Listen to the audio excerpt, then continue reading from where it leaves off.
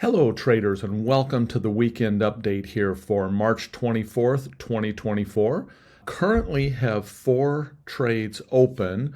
We did just close out this week. I closed out this butterfly trade in RUT. This was a butterfly with a long call.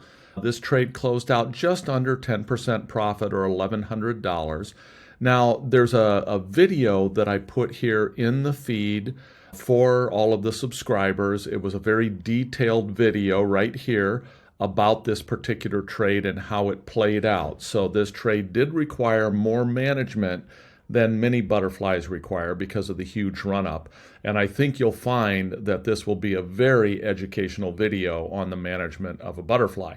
It was good that we were able to get about 10% out of this trade, particularly given the number of adjustments and the complete relocation of the tent that had to be done.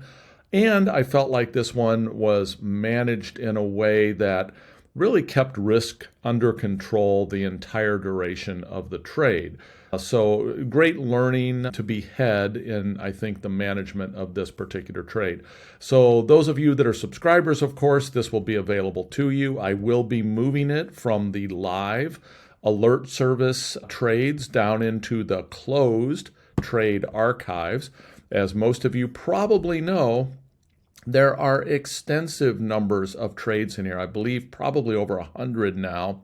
Each one of these trades, you can come in and go through this entire trade, start to finish, seeing all of the dates that orders were put out, what those orders were, how the trade progressed, etc. So great learning to be had throughout the closed trade archives as well for those of you that are members of the alert service at the $79 a month. So that's it on that particular closed trade. Let's take a look at our remaining live trades. So in our live trade, we have this one, which is a broken wing butterfly, or it started life as a broken wing butterfly. The solid line is its current configuration. And we can see we've got more decay that can happen here under this tent. This position, unless our market just rockets up, this position should be able to hit about a 10% return here fairly soon. If the market does, in fact, start moving up higher, this dashed line represents a possible adjustment I'm considering in this trade. I would, of course, get into that in more detail if I feel that does need to be put on. This particular SPY trade was just adjusted this last week. Of course, the market has run up considerably since this trade was originally put on, and we have had to adjust this a number of times, chasing our tail a little on this one. And if our market holds in this general area, I do expect some decent decay to happen in this, and probably look to close this one out fairly soon. This one expires in about 3 weeks.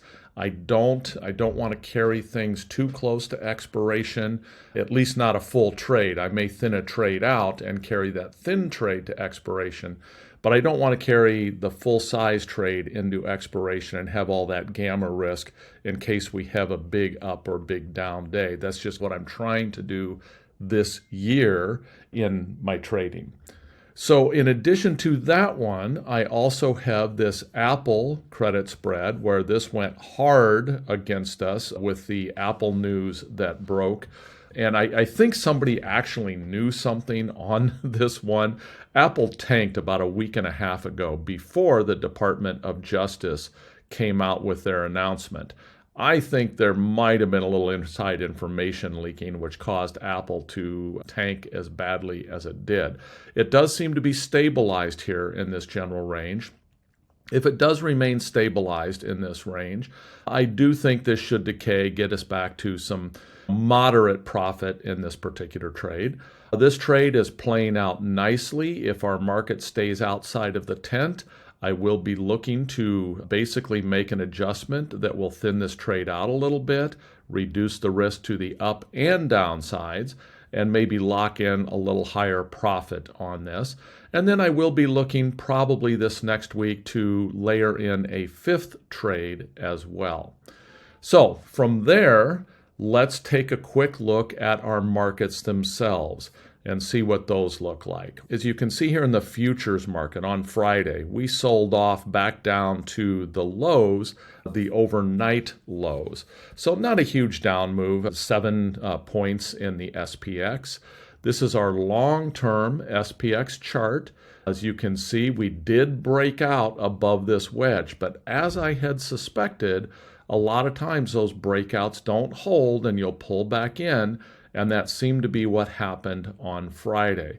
So looking pretty good with the breakout and still definitely in a very bullish pattern moving up. So this is SPX. Now if I come in and look at SPY, and again I like to look at SPY because we can see volume on SPY. We can see that these up days that we had here were on somewhat lower volume.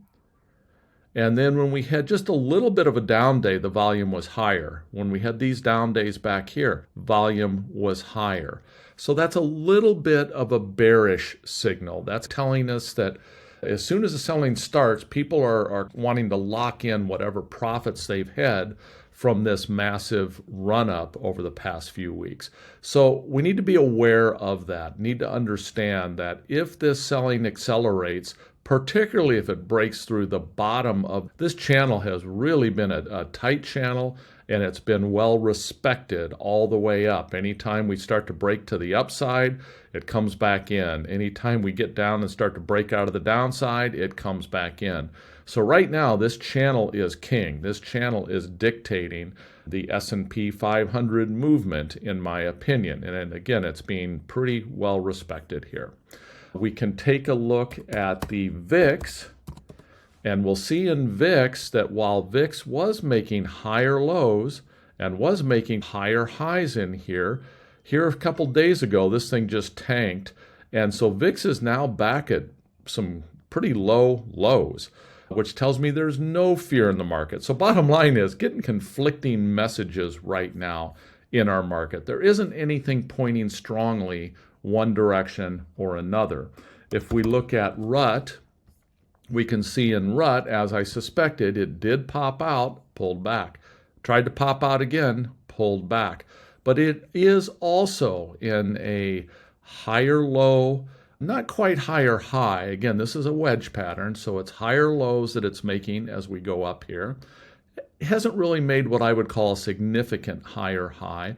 But again, wedge patterns, particularly uptrending wedge patterns or flag patterns like this, will often break out to the upside. So while I do anticipate possibly some more drop in RUT down into this area, after that, I would anticipate probably a rebound, maybe to the top up here. I could probably move this channel here a little bit higher at this point, maybe up into that area, 2100 range. So I would anticipate some likely movement on this. Again, just continuing to stick to this general wedge pattern. So that's what I would expect out of the markets going forward here for the next week or so. The likely place for me to add a new trade is going to be RUT, given that I just closed out the prior RUT trade, and the fact that the volatility here in RUT is a little bit higher than it is in the S&P. If we come and look at the RUT's volatility, which the symbol for that is RVX, not sure why it's not letting me type that in here. Let me just try this again. That's weird. RVX, there we go. It is also off quite a bit as well. So I'm not certain here. Again, this is showing no real fear in the market. I was thinking that the RUT volatility might have been a little higher since it had pulled back slightly, but it is not. So same story there basically, is that everything is largely looking bullish except for the one little chart we're seeing here on SPY, which is showing slightly elevated selling on down days. So I would call it really mixed signals, which in my world means probably same old, meaning we're going to continue to adhere to this channel, sell off to the bottom of it, go to the top of it, and just continue with this general path pending any major news of any type. So that's it, everyone, for the weekend update here on the weekend of March 24th. Take care.